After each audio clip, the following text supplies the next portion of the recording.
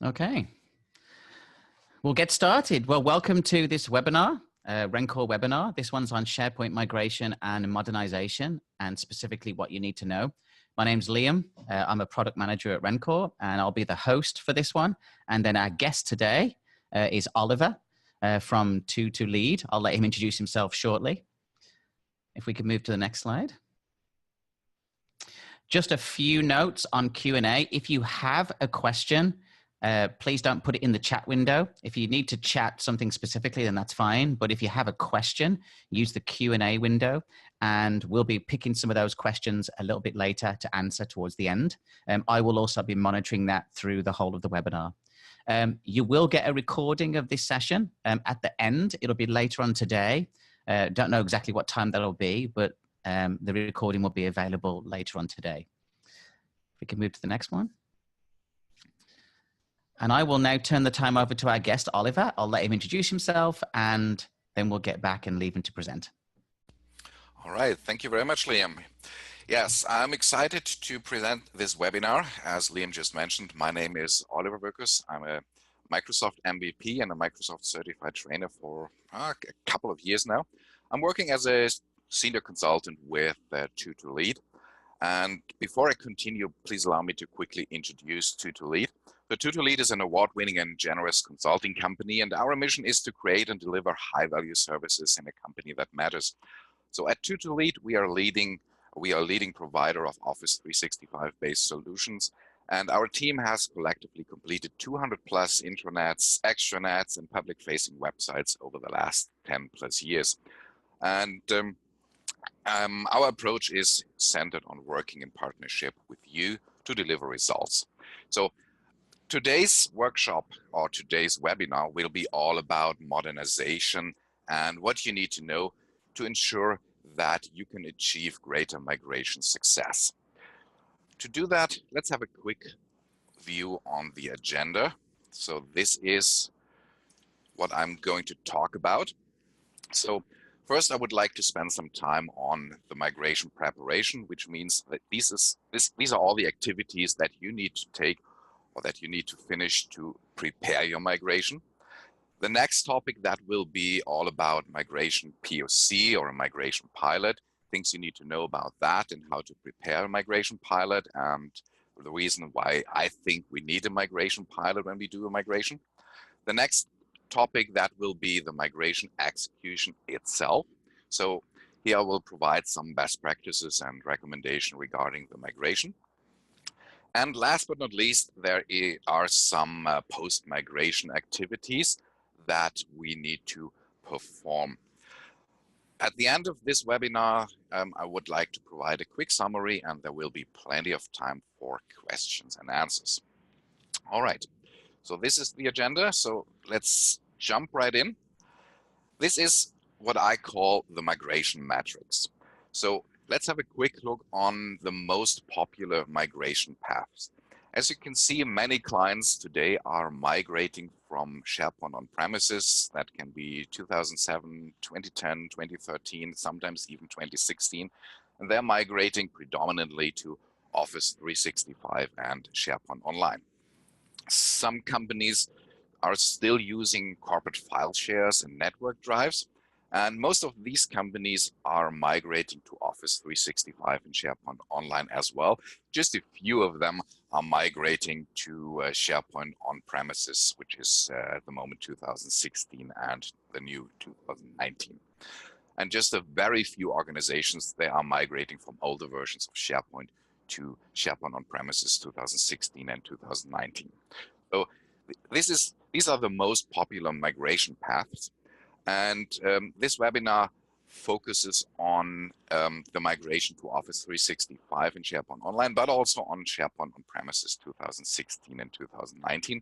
But my focus is more on Office 365 than on SharePoint on-premises. But most of the steps and most of the topics that I explained during this webinar are valid for SharePoint on-premises as well. Okay, next is, let's have a look at the migration activities. Before I continue with providing best practices and recommendations, I would like to provide a list of migration activities, just to give you a quick overview on what I'm going to talk about next. So first, there are some pre-migration activities. Those are activities around preparing your source environment, preparing your target environment, preparing your migration tool, and stuff like that. The next thing, that is the migration POC. So think of the migration POC or the migration pilot as a kind of rehearsal for your migration. And I will provide some insights in a couple of minutes.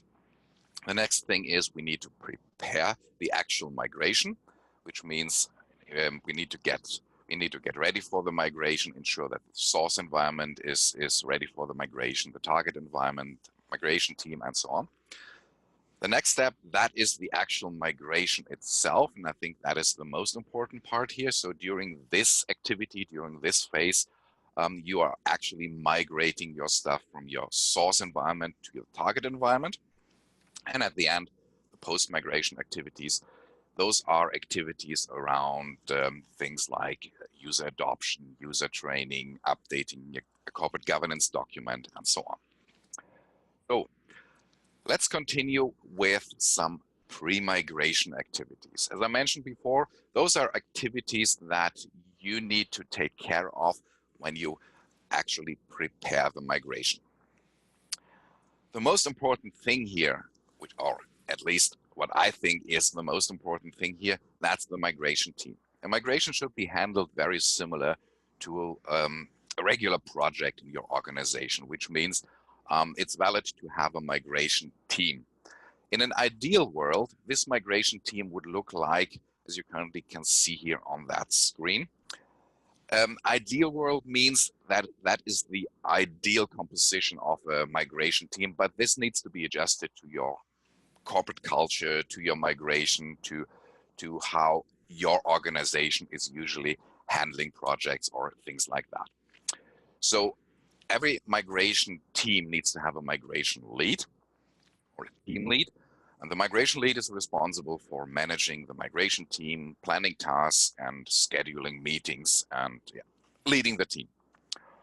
As I mentioned before, a migration should be handled very similar to a regular project. And that is the reason why I think a dedicated project manager is also a crucial member of this migration team. And the project manager here is responsible for managing the project plan and all related activities. As we are migrating to a new target environment, it makes sense to have an information architect joining this team as well. And the information architect, he is responsible for creating the information architecture in the target environment, which means setting up site collection sites, maybe subsites, lists, libraries, and so on. So the information architect is responsible for that. Once the migration is done, all the sites are handled by site owners. And it can make sense to have the site owners join the migration team as well, so that they know, okay, this is what happened during the migration. This is how my new site or site collection looks like, and so on. Migration expert or the migration experts I mentioned here, those are the guys who are actually doing the migration. Migration expert here means these experts are familiar with the migration tool, how to use the migration tool, and they are actually performing the migration. We also need to have a communication expert as part of the migration team. And the reason why is there need to be some emails sent out or notifications sent out during the migration. And these emails, these notifications should be created by someone who is considered to be, let's say, a professional communicator. And the reason is these emails and notifications, they should be tailored to the target audience. And that is super important, because the way that this communication expert is creating these notifications, these emails, that has a huge impact on the user adoption. A technical trainer can be part of the migration team as well, and the technical trainer is responsible for providing knowledge, technical background to the migration team if there are some questions that the migration team has. So the migration team, they do not need to be experts in SharePoint Online, for example, or SharePoint on premises or Office 365. But if they have any questions, if they need some advice, recommendations, and so on, they should be able to reach out to a professional. And that is why I added the technical trainer here to this migration team as well. A support expert should be on the team as well. So the support expert, that is someone who is working with the corporate help desk. And once the migration is finished, it is likely that users are getting back to your corporate help desk if they have questions, issues, if they're experiencing any things that are not working as expected and so on. So the help desk needs to be prepared for these questions. And that is the reason why I think a support expert should be part of the migration team as well. And last but not least, and for me this is very important, someone from the corporate adoption team should be part of the migration team as well. User adoption and change management, that is a crucial step to success for each and every migration. And right after the migration is finished, the corporate user adoption or change management team should start with launching user adoption campaigns or change management campaigns. And that is the reason why I added an adoption expert to the migration team as well. So the corporate adoption team stays up to date in terms of what is happening during the migration, and they know when the migration is finished, so they can start with their planning, with delivering any kind of adoption campaigns. So this is the ideal composition of a migration team. As I mentioned before, you might want to adjust this team to your corporate environment, but in an ideal world, the migration team looks like this. At the beginning, I mentioned the pre-migration activities, and now that we know about the migration team, let's have a look at the pre-migration activities. So here's a high-level list of activities that need to be performed during the pre-migration phase. So I think first we need to do a content assessment. Content assessment here means the migration team needs to know about the content that needs to be migrated from the source environment to the target environment. Content here means that is almost everything that is hosted within your source environment. This can be documents, this can be data, this can be workflows, line of business applications, custom solutions, and things like that. And the content assessment, that includes thorough assessment of what is existing in the source environment, the sizes of the documents, what kind of document types are there any custom solutions that need to be migrated over to the target environment, are there any workflows that need to be moved over to the target environment, and so on. And speaking about custom solutions, it is happening quite often that an organization is planning to move from, let's say, SharePoint on premises 2010 or 2013 to SharePoint Online. And many of these organizations spend a lot of money and efforts in creating custom solutions or custom line of business solutions, for example. And for an on-premises environment, these custom solutions are usually built by using server-side code. This means that they have been built by using Visual Studios and C#, and they have been implemented to SharePoint on premises that way. And now that this organization is planning to move to SharePoint Online, they are recognizing, our custom solutions, they are built on server-side code, and server-side code is not available in SharePoint Online and Office 365. So this means that the content assessment also needs to include a thorough assessment of existing custom solutions, and the migration team needs to work with the department which is responsible for this custom solution, on options to modernize these custom solutions. Modernization here means, as I mentioned before, if these custom solutions are based on server-side code, we need to find ways on how to change this custom solution in a way that it can be reused in Office 365 and SharePoint Online, because in SharePoint Online, custom code is not allowed, or server-side code is not allowed. So that is the reason why I think solution modernization and workflow modernization should be part of the content assessment as well. And I will provide some options on modernizing line of business applications which have been created based on server-side code in the next 2 slides. But before I do that, I would like to continue with the pre-migration activities here. So the next assessment, which I think is important, is the permissions assessment.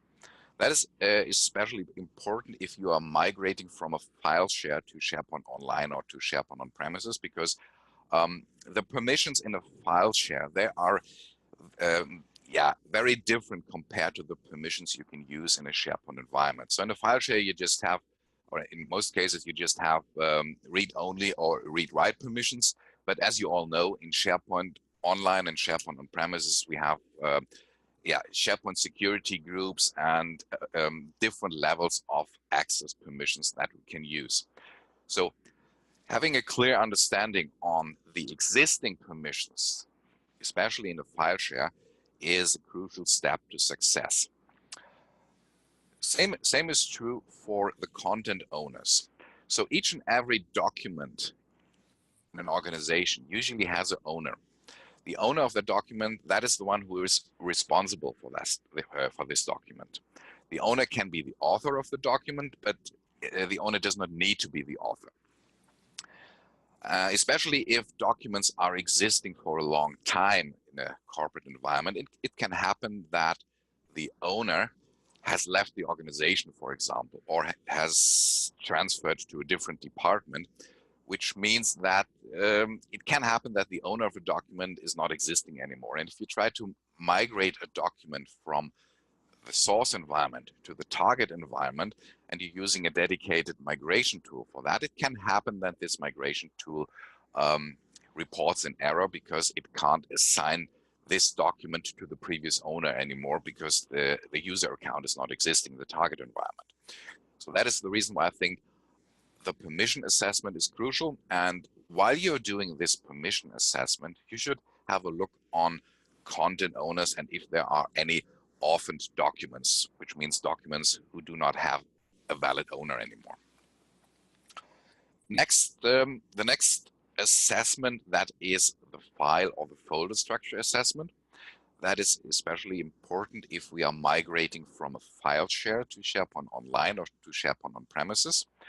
So in this assessment, we are having a close look on the folder structure in the source environment. Folders can also exist in SharePoint on premises. So if your organization is using a lot of folders in your existing source environment, a file and folder structure assessment is important for you as well. So in this assessment, we're having a look on the folder nesting, how deep the folder nesting is. We need to assess the folder structure and the number of files. And if you're migrating from a file share to SharePoint Online, for example, you can try to extract manage metadata from the file and folder structure in your file share during this assessment. What that means is this. If you're migrating from a file share to SharePoint, it is likely that you are not using metadata because in a file share, there's hardly any metadata. But if you're migrating these documents over to SharePoint Online or to SharePoint on premises, you want to take advantage of the managed metadata, which is available in SharePoint and SharePoint Online. And the file and folder structure assessment, that is a good opportunity to have a look at the folder names, for example, or the file names, and to figure out if there is any kind of metadata that can be extracted. As an example, if you are looking at a folder called, let's say, business reports, then you know, okay, this folder is containing business reports that someone has created previously, and that can be one of the metadata you are able to extract. So in this case, we know, okay, there is a corporate document type called report or even business report. So we can use business report as the managed metadata item that is describing this specific type of document. And this can be done with many additional metadata items identified in the file and folder names as well. So my recommendation is, if you are migrating from a file share to SharePoint or to SharePoint Online, use this opportunity to extract at least a fundamental set of managed metadata that you can use in your new target environment. So that is all about metadata identification here. But if you're migrating from, let's say, SharePoint on premises to SharePoint Online, it is also good advice to have a look at your managed metadata structure, because it is likely that your managed metadata structure might not be up to date. That can happen if, for example, the managed metadata structure in your existing source environment hasn't been updated for a long time. And now that you are moving or migrating to a modern environment like SharePoint Online or SharePoint 2019, for example, it totally makes sense to review your managed metadata structure and to check if this managed metadata structure is still valid or if it needs to get some updates. And I think the owner assessment, I already mentioned this owner assessment when I talked about the permissions and the file folder structure. So just in a nutshell, the owner assessment, that is crucial because every document needs to have an owner. And my recommendation is use this opportunity, use this assessment here to check if your documents in your organization or if any other kind of data that you're using in your organization still is assigned to someone who is responsible for this data. And that is what you need to do during the owner assessment here. As I mentioned, these are the high-level steps that need to be performed or that need to be finished during the pre-migration activities. At the beginning, I talked about the solution modernization and workflow modernization. So let me spend a couple of minutes on this, and let me show you the options that you have here. Let's have a look at this slide here. So let's assume a corporation or company is migrating from SharePoint on premises to SharePoint Online, and they are using a lot of custom line of business applications which have been built on server-side code. As I mentioned before, server-side code can't be migrated to SharePoint Online because server-side code is not allowed in SharePoint Online. The only thing you can have in SharePoint Online, that is client-side code, or some call it script code. So let's have a look at the options you have. So if we identified a line of business application which is using server-side code and which needs to be migrated to the new target environment, these are the options you have. Option number one is we can try to convert this line of business application into a SharePoint hosted add-in or a new SharePoint framework add-in or web part that is using client-side code. So sometimes that is doable. So sometimes, especially if the line of business application isn't too complex, it can be kind of converted from server-side code to script code. This requires a dedicated developer for sure. But if this line of business application still provides value to your organization and you really need to migrate it to your new target environment, it can make sense to think about how to rebuild that application by using client-side code. And there are a lot of options, and especially there's the SharePoint framework or the PNP framework. They provide a very good starting point for you to transfer existing line of business applications into client-side code applications. Let's call it this way. The next option you have, that is what I would call a provider-hosted add-in. So in this case, the business logic, which is still using server-side code, is hosted somewhere in the cloud. Can be hosted in Microsoft Azure, for example. And the only thing that is left in your target environment, that is a new user interface. And this user interface is built on client-side code. So in essence, this means that the new user interface is added to your new target environment, and your users are using this client-side code-based user interface to communicate with the line of business application, which is hosted outside of SharePoint Online. So the advantage here is that you can reuse the existing line of business code, which still is server-side code. And the other advantage is that you can use a modernized user interface. And this user interface is communicating with that server-side code, which is hosted within, for example, Microsoft Azure. So that is option number 2 you have. And option number 3, that is my favorite option, because this option really provides app modernization capabilities. And that is what I would call an Azure hosted application. So in this case here, the line of business application, so the line of business application is still hosted within Microsoft Azure, but this application is modernized by using the many platform services, or the many additional services that Microsoft Azure is offering.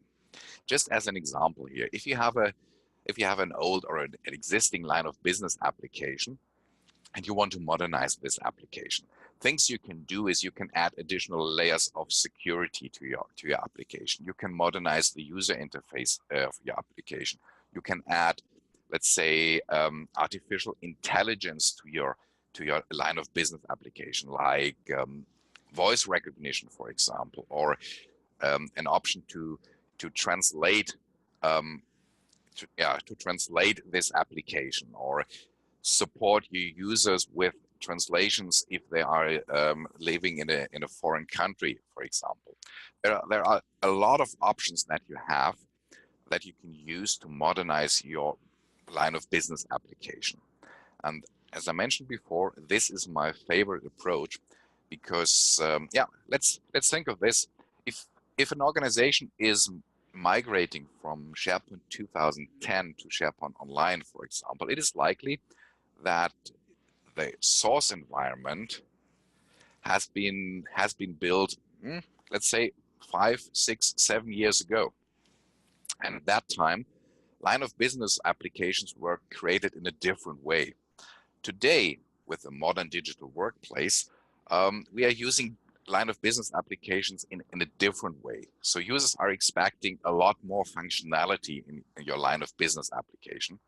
And a migration from SharePoint, let's say SharePoint 2010 to SharePoint Online, that is always a great opportunity for organizations to modernize their applications. If you want to know more about app modernization and more about the options you have, I have added a link here to this slide deck that you can use to get more information. You will have access to this slide deck after this webinar is finished. So I would like to encourage you, if you need more information, click on this link and you get more information. And you can always contact me if you have any questions regarding app modernization. I just mentioned that the Azure hosted application, that is my favorite approach here. And here's the reason why. So here's a list of all the platform services that Microsoft Azure is currently providing. And as you can see, there are a lot. So you can use almost all of these services here to modernize your existing line of business applications. And some of the services I already mentioned, like artificial intelligence, or you can modernize, or improve the way that your line of business application is storing data, which means you're not bound to SQL Server anymore. You can use the powerful Redis cache, for example. You can use DocumentDB. You can use even Azure tables for that. And there are a lot more options here. So that is the reason why I would like to encourage you, have a look at Microsoft Azure and all the platform services when you think about app modernization. Okay, so that was app modernization in a nutshell. As mentioned before, click on the link if you need more information on that. But for this webinar, I would like to continue with the migration preparation. And the next step we need to take care of, that is reaching target environment readiness. So target environment readiness, that is an important milestone that we need to reach here. And target environment readiness means our new target environment, for example, SharePoint 2019 on premises or SharePoint Online, needs to be ready for the migration. To reach this milestone, there are, I would say, 5 steps or 5 activities here. So first, we need to create a target environment structure. That is all about the information architecture in the target environment, which needs to be created by the information architecture, being a member of the migration team. And usually the target environment, that's not the same structure. It's not using the same structure as in your source environment, for example. So my recommendation here would be, if you're migrating to, let's say, SharePoint Online or SharePoint 2019, spend some time on restructuring your corporate intranet, because if your corporate intranet hasn't been restructured for a couple of years, it is likely that the structure needs some adjustments here. And creating the target environment information architecture, that is a great opportunity to restructure your corporate intranet. The next step that needs to be done here, that is the target environment permission. This means applying access permission to the new target environment structure. And that is usually done based on the existing permissions in your source environment. And that is the reason why I suggested to have a permissions assessment at the beginning. The target environment needs to be configured, which means the information architect needs to apply configuration to the site collections, to the sites, and to SharePoint Online, Office 365, or SharePoint 2019. So that is done here in the third step. If any kind of customization is needed, for example, corporate branding, specific colors, specific logos, specific fonts, for example, that is done during the fourth phase here. So the information architecture here needs to provide any kind of customization to the target environment. As I mentioned before, that can be branding, but that can also be providing or installing apps to the target environment that that your users will need once the migration is done. And last but not least, we need to do a target environment review. The review here is very important because at the end of this phase, we need to reach target environment readiness, which is a milestone. And to be able to reach the milestone, a review is more than just important. I would say a review is crucial here. So the migration team and members of the department that is currently migrated, they should do a very thorough review.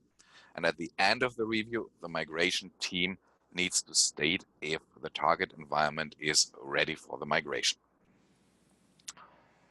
So these are all the steps that we need to take to prepare for the migration. The next important phase on our journey to our new target environment, that is the migration POC. Migration POC or migration pilot, that is super important, and think of that as a kind of rehearsal for your migration. Here are the activities I think needs to be finished to do a migration POC. So the first thing is, we need to pick a source folder or source site. The migration POC is usually used to check if the source environment is ready, if the target environment is ready for the migration, and if the migration tool itself is configured properly. Think of that as a kind of rehearsal of your migration.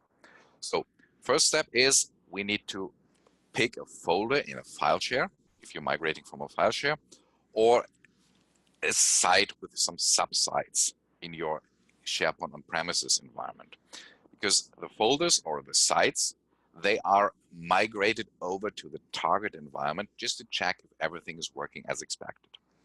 The folder or the sites, they should be of medium complexity. They shouldn't contain too many files and too many folders.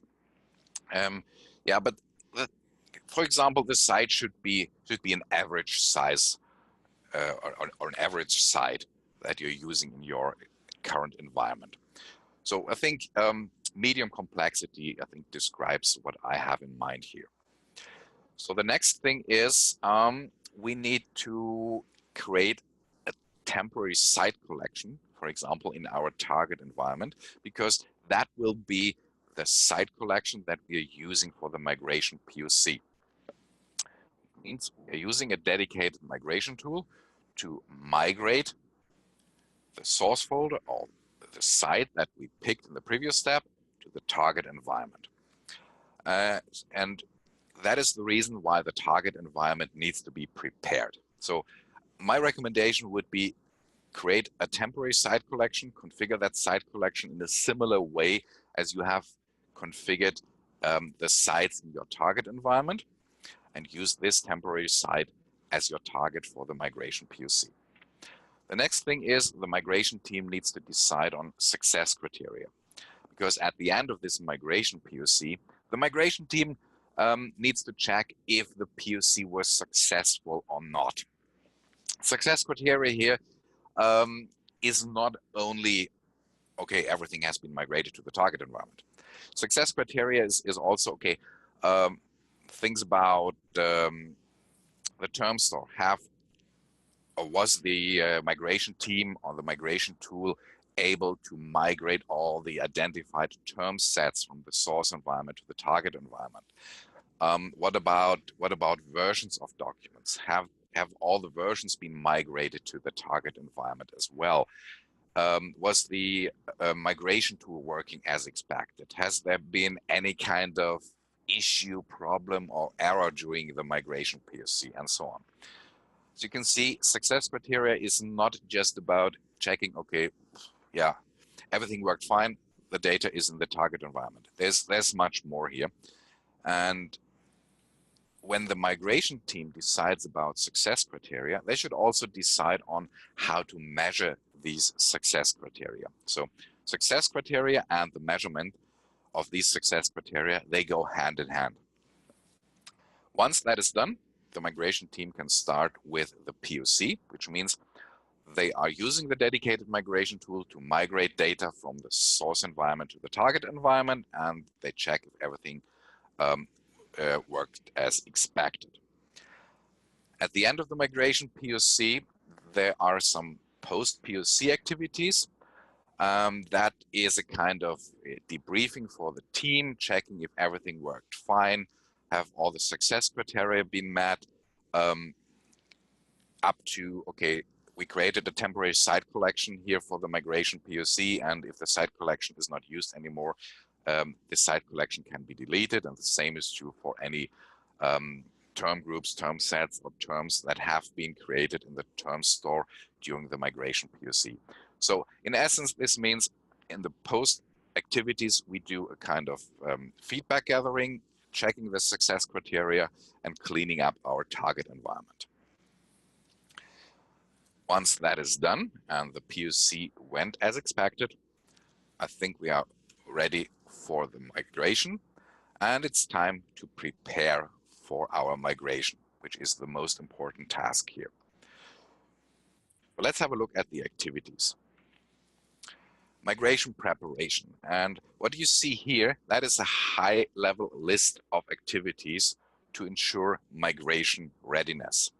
There might be additional activities here based on the content that you are migrating, based on any specific requirements that you might have. But think of these as a high-level step, a list of steps that you need to, that you need to take on. So first, communication plan. I mentioned that at the beginning. So a communication expert needs to be part of the migration team. And this communication expert needs to establish a communication plan, which means how is the migration progress communicated to the users? The migration expert also needs to prepare notifications. Preparing notifications here means it is advisable to prepare a notification if everything went fine, and also to prepare notification if there has been a migration issue and the migration team needs to do any kind of rollback. So prepare the communication and create the notifications in a way that the notifications are tailored to your target audience. So don't be too technical in your communication, in your notification, especially if you're targeting a department that is not that tech savvy. So what I try to say is tailor the way that you are communicating to the skill set of your target environment, target audience, and to what your target audience is doing on a day-to-day business. Migration team also needs to decide on a migration approach, and there are basically 3 migration approaches, and I will talk about these migration approaches on the next slide. But that is something that the migration team needs to decide on as well. We also need to create a migration plan. The migration plan, that is a very detailed plan on the actual steps that need to be taken during the migration and the dependency of these steps. Very similar to a project plan that you're using to manage your corporate projects.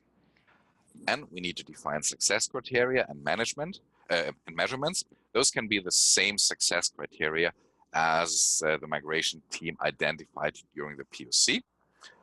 And last but not least, the migration team needs to confirm migration readiness. So if everything is ready for the migration, including the migration plan, including the migration approach, then the migration team is ready for the migration. And that is what needs to be stated here at the end of the migration preparation phase. I mentioned migration approaches here on that slide. So let's have a look at the 3 main migration approaches that are available. First, there is this all-at-once approach, which means everything is moved from the source environment to the target environment in a single step. That can be done during the weekend, for example. But if you're using the all-at-once approach, you usually lock down the source environment, you migrate data and content over to the target environment, you do a verification, and on a Monday morning, for example, your team continues their daily business within the new target environment. So that is the all-at-once approach. The phased approach, that is an approach that usually huge organizations are using, because in the, huge organizations, they are migrating department by department or corporate entity by corporate entity, as an example.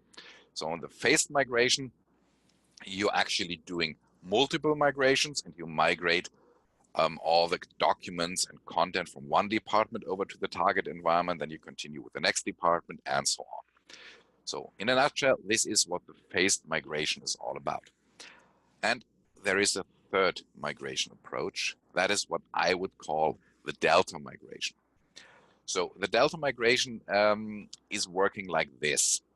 So during a delta migration, all the content is migrated over from the source environment to the target environment, but the source environment is not locked down, which means users can still continue to use the source environment even while the data is migrated to the target environment. The delta migration usually requires a second migration. So once the majority of the data, documents has been migrated to the target environment, a so-called delta migration needs to be scheduled. And for the delta migration, the source environment is locked down. And during the delta migration, only these documents which have been changed during the previous migration are migrated over to the target environment. And most migration tools which are available are providing support for this delta migration. So at the end of the delta migration, the department or the corporate entity continues to work on continues to work within the new target environment. But the main difference is that during the first migration, the department can continue to work with the source environment. And only if you do the delta migration, the source environment is locked down. So these are the main migration approaches that are existing. You are not bound to a specific migration approach. You can pick what approach works best for you. You can even mix these approaches, which means you can do an all-at-once approach for a department, and you can do a phased migration for a department that has a lot more content, and so on. So pick the approach that is best working for you. Now that we are prepared for the migration, we can finally start with the actual migration. And here's a list of steps that I think are important for the migration team during the migration execution. And we need to have a communication plan. And I think I mentioned my recommendations regarding the communication plan already. So most important is tailor the way that you are communicating to your target audience, because that has a huge impact on the user experience and user adoption. We need to ensure that the source environment is ready for the migration.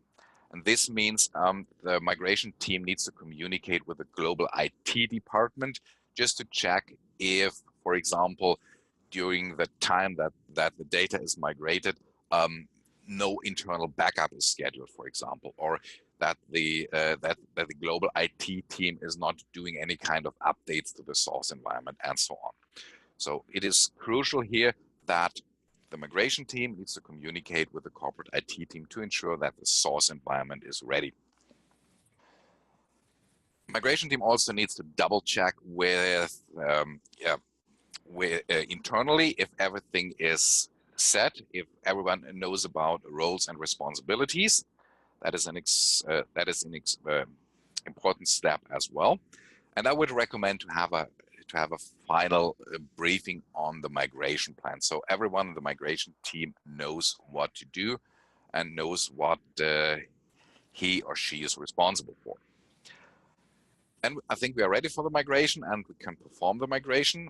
It is advisable to use a migration tool, a dedicated migration tool for that. And most of the migration tools out there, they are providing a kind of pre-migration check.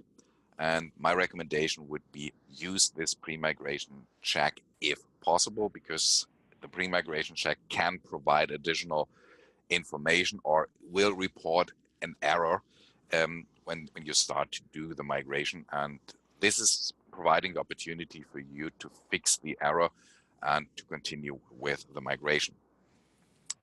And it's also very important to monitor the migration progress, which means based on the migration plan and based on the timeline that has been added to the migration plan, the migration team or the migration team lead needs to monitor the migration progress. And if there is any kind of delay during the migration, you have the opportunity to change plans or to adjust the migration when you do a progress monitoring here. So my recommendation is, while the migration experts are migrating data from the source environment to the target environment, the migration team lead needs to monitor the migration progress just to be able to adjust the migration.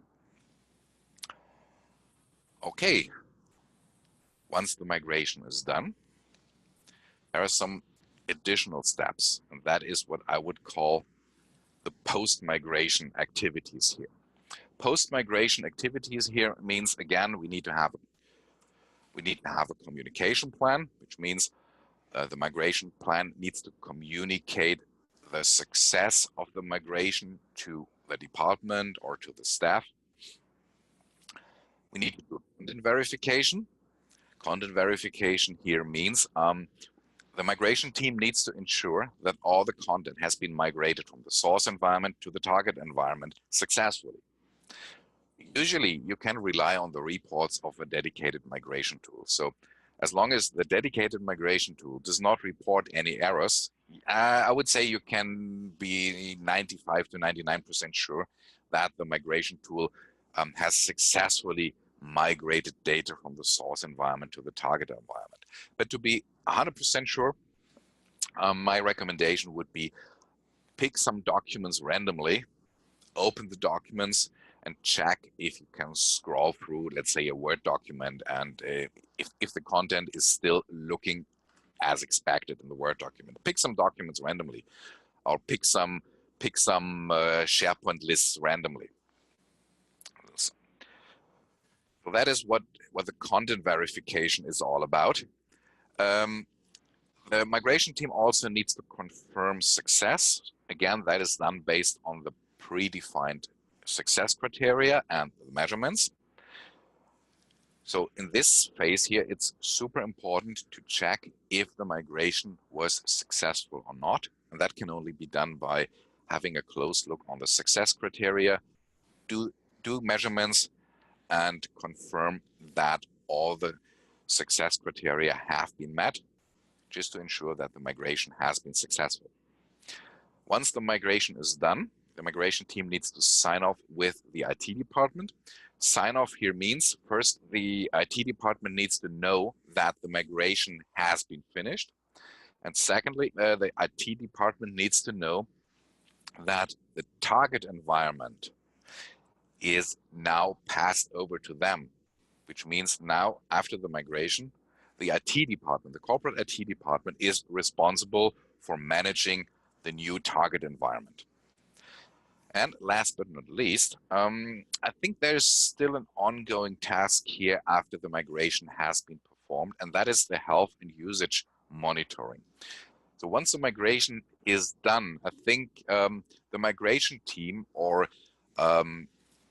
representatives from the involved departments or corporate entity, they need to continue with monitoring how the new environment, the new target environment, is used by the users, just to ensure that the users are fine with the target environment, everything has been migrated as expected, and that there are no major issues showing up in the target environment. So health and usage monitoring, that is an important step here, and my recommendation is continue with health and usage monitoring for at least 6 weeks. 3 months, to be honest, would be better here. All right, so these are the steps that I think need to be taken in preparation of the migration, when doing the migration, and after the migration has been performed, which have been the post-migration steps I just explained. I would like to continue with a quick summary, and before I pass it back to Liam.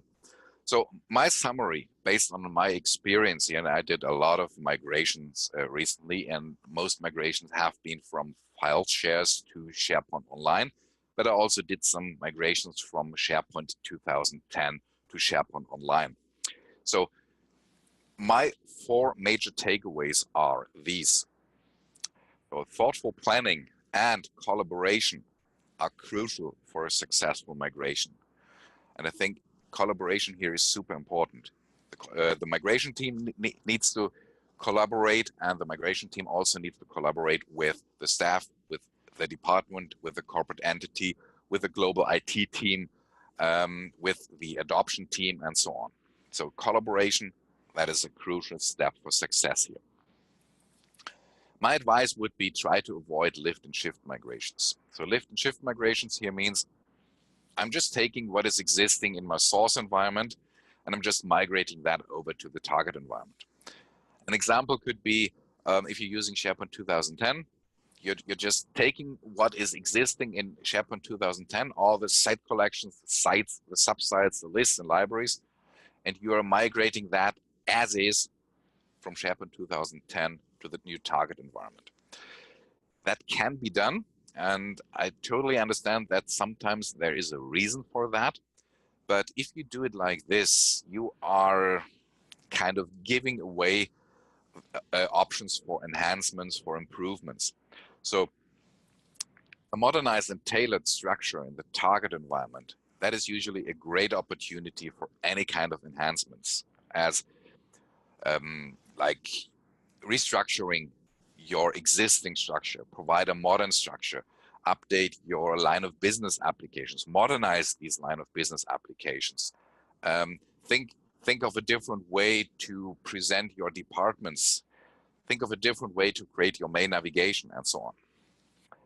Migrations to SharePoint Online offer broad opportunities to modernize your line of business applications, and I think I talked about that before. So don't spoil this opportunity. Have a look at your line of business applications and check options to modernize them. And last but not least, user adoption and change management are another important factor and should not be neglected.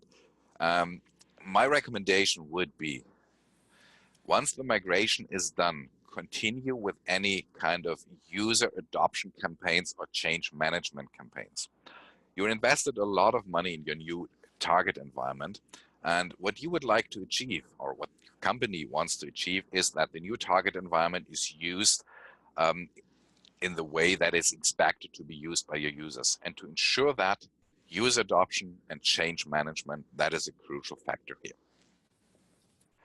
These are my personal takeaways, my personal summary here. Before I pass it back to Liam, I would like to provide a list of additional resources here. So Tutor-Lead will release a migration white paper soon. We are currently doing an internal review, and our migration white paper will be released soon. I would also encourage you to visit our homepage and to check our free white paper library. So at the moment, we are offering about 600 pages of white papers covering the most important topics when it comes to using Office 365 in an organization, modern workplace, document management, migration, and so on. So there are about 600 pages of free white paper for you. So now I would like to encourage you to go to our white paper library and have a look if there's anything useful for you, and I'm pretty sure there is. I would like to point you to two slide decks I have created before. They're available at SlideShare. That is the app modernization slide deck, which is helpful for you if you want to have more information about how to modernize existing applications and how to migrate line of business applications from an on-premises environment to SharePoint Online. And last but not least, if you're migrating documents from a source environment to a target environment, in most of the cases, it's all about managing documents, doing document management with SharePoint. And the last hyperlink here, that is redirecting you to a SlideShare deck that I have created to provide information regarding SharePoint document management, how to establish a SharePoint document management system. So these are the additional resources, and I would like to encourage you to have a look at the free white paper library at Tutor-Lead, and I'm pretty sure you'll find some interesting stuff over there. Good, so that was all from my side. Before I pass it over to Liam, I would like to say thank you for attending today's webinar. It was a pleasure for me to talk about my experience in terms of migration and my recommendations regarding preparing a migration. Okay, Liam, back to you. Thank you, Oliver. That was fantastic. If you can go to the next slide for me. So I just wanted, for the last few minutes, I know we're just at the top of the hour, so I wanted to just talk about some additional pieces that Rencore can provide as part of its platform to help in identifying and migrating some of those applications that you may have built in the on-premises. So for example, within the Rencore platform, we have a module called Transformator right now. And what this does, this allows us to find out what exists within your on-premises environment. So everything from sandbox solutions to full trust code that's been deployed. And it breaks down by the type of artifacts that they might be, looking for any roadblocks to the migration. Because of course, when you're moving applications that you've built to the cloud, for example, you want to find out how to transform those into something new that works in the cloud. Because obviously, as Oliver said, you can't put managed code in the cloud. If we could do the next one, Oliver. We can also browse InfoPath forms and workflows and render them inside the application without the need of the InfoPath designer or SharePoint designer. So once we find them, you're able to click into them, do the breakdown of the fields, and actually render the form itself. So you can see what might need to be migrated or what might need to be changed. Next. It also gives you the ability to plan. So it will list all of the declarative artifacts that have been provisioned by Farm Solutions and break them all down. It will then optionally group them into use cases and you can make decisions on them. So kind of like a Trello type board where it gives you all the list of the artifacts and you can then move them through, well, we're going to transform this one, we'll abandon this one, because I think too often, just as Oliver was saying, sometimes people tend to move everything and try to make it work afterwards, where actually what we're able to do is give you the choice and be able to determine what you should and shouldn't move from an artifact perspective. Next. And then, of course, the real power comes from the help that we can provide with transforming those classic solutions to modern. So inside the engine here, we're able to say, for example, let's say you have a full trust solution that is deploying some web parts and you want to make sure they can work in Office 365. What we offer here is the ability to look at the code that already exists and provide you mechanisms.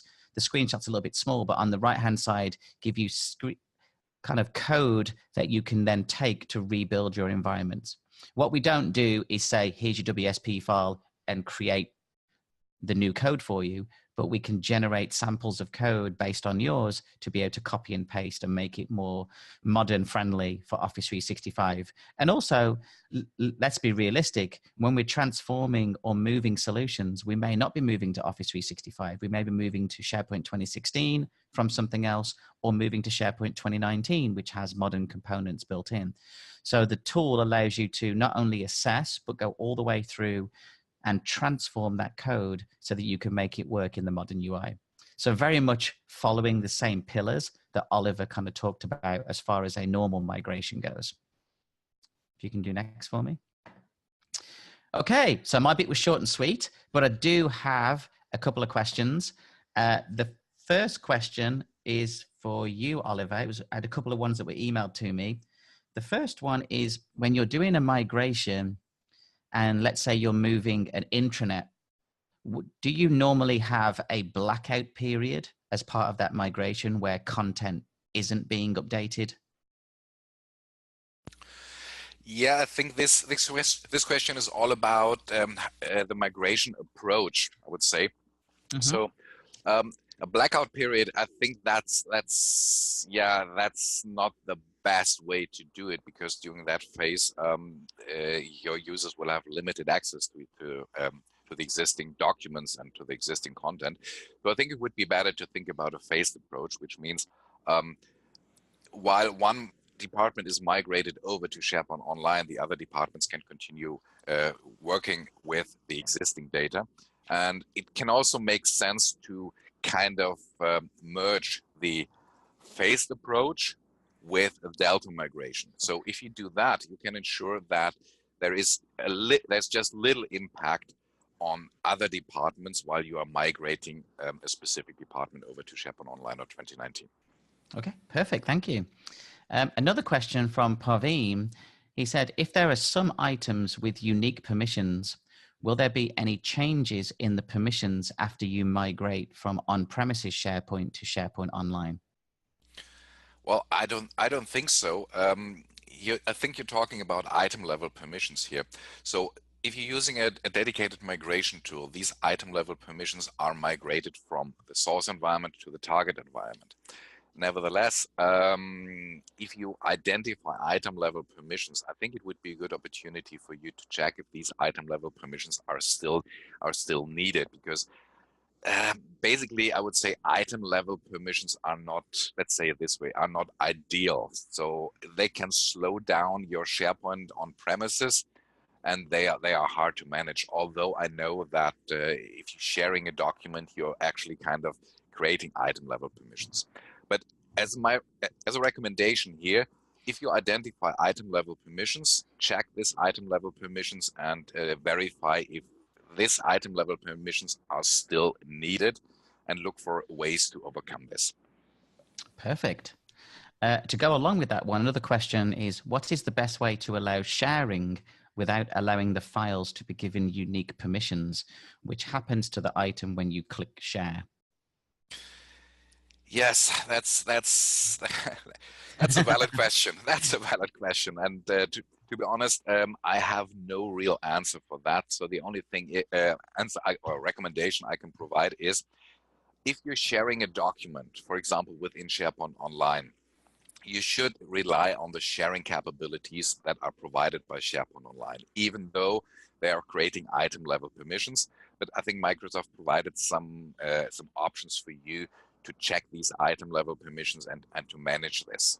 So to be honest, I can't recommend anything else than going with the out-of-the-box sharing options that are available in SharePoint 2019 or SharePoint Online. Okay, perfect. And then for our last question, would you recommend going straight modern experience instead of classic? And have you seen any successful combination of the two? Answer to the first question, definitely yes. So whenever possible, use the modern experience, use the modern sites, use the modern list views, and so on. So whenever possible, use modern sites, because modern sites are definitely the future. Classic sites are still available in SharePoint Online and SharePoint on premises, like SharePoint 2019. They are still available, but my recommendation would be avoid these classic sites if possible. Focus on the modern sites. There are certain use cases where organizations still want to use the classic sites, and if there is a valid use case, I would say yes, go for it. But have in mind that you might want to check this use case, let's say after a year or after 18 months, just to check if this use case is still valid and if it makes sense to transfer this classic site into a modern site now. Microsoft is constantly updating the modern sites with new functionality, and there will be new page layouts, new modern page layouts soon. So my recommendation is use modern whenever possible. If there's a specific reason, use classic, but have in mind that you might want to revert classic back to modern, if suitable or if applicable. Cool. And then one quick one came in and we'll wrap it up. What is the recommended approach when dealing with migrations that are using third-party integrations such as Nintex workflows or forms? Yes, that's a good question. If you're using third-party applications like the mentioned Nintex workflows and forms, my recommendation would be check with Nintex during the pre-migration phase if Nintex is able to provide any upgrade path, and usually they do. So checking the upgrade options for your Nintex workflows and forms, that is definitely something that you need to do during the pre-migration phase. Perfect. Well, thank you, Oliver.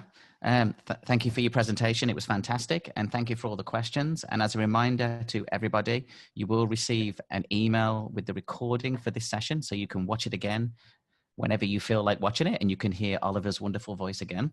But thank you.